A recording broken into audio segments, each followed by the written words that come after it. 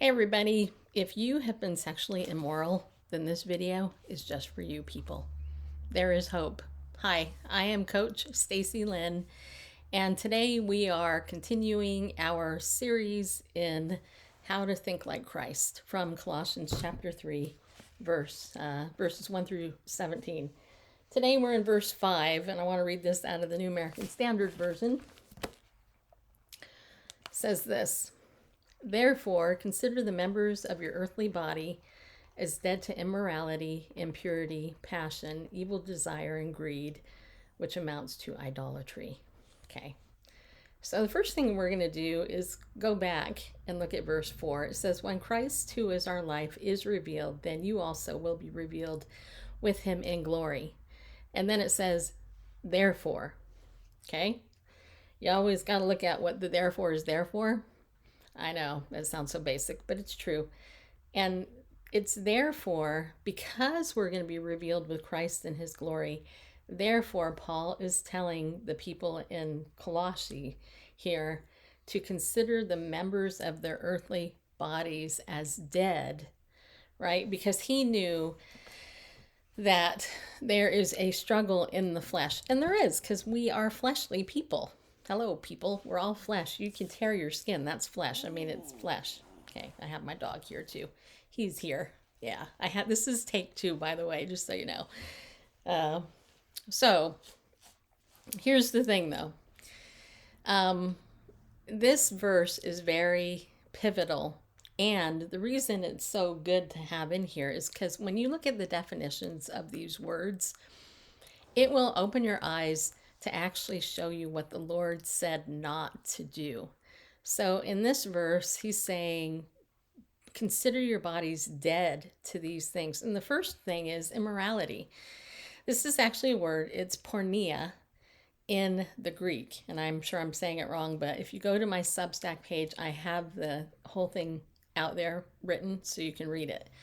And what does this exactly mean? I'm going to read it to you so you can hear exactly what the definition is. So the definition of this word porneia or porneia is harlotry, including adultery and incest, and it covers illicit sexual intercourse, adultery, fornication, homosexuality, lesbianism, intercourse with animals, that's bestiality, sexual intercourse with close relatives, sexual intercourse with a divorced man or woman. So pretty much everything outside of marriage, right? So the Bible actually says, I think it's in Hebrews, I'm not positive, but that the marriage bed should be holy and undefiled. And it's interesting to me because we live in such a sex-saturated society that it's virtually impossible to get away from it. It's just really hard to get away from it. If you've been sinned against, like me, I've been sinned against in a sexual way, then you know the damaging effects of this type of sin.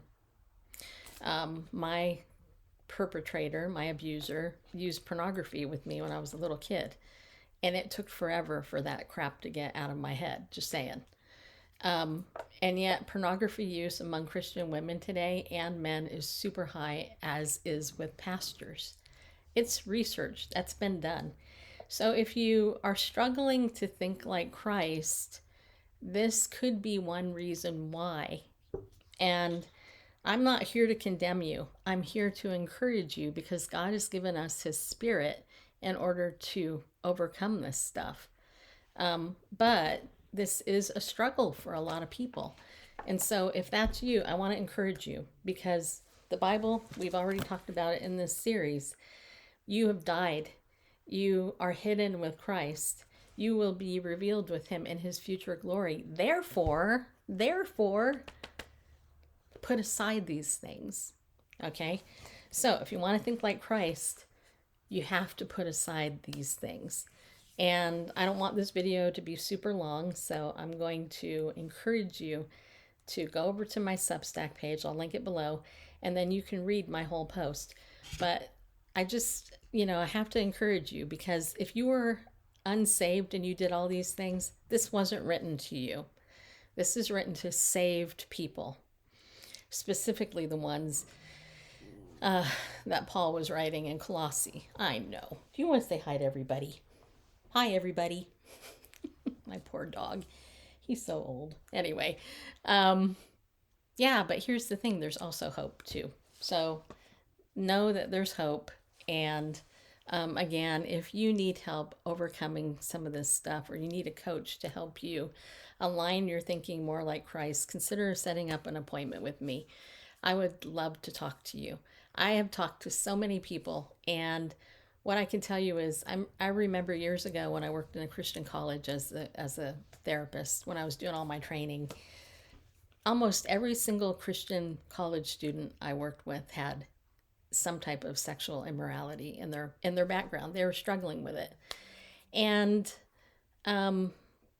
they felt bad because it interfered with their walk with God. But here's the thing: God said, if you confess your sins, He is faithful and just to forgive you of your sin and to cleanse you from all unrighteousness. That is a promise. So it doesn't mean that this is hard to get over, though. You know, you might need accountability or support in some way. And if you do, I'm here to help you with that, coach you through that. If you don't, then maybe you can help somebody else, okay? But just know that one way to think like Christ is to put that aside. And in the next couple of videos, we're going to elaborate on all the other things in this verse. So I hope you take that to heart, and I hope you have a good day. I hope you have a better day.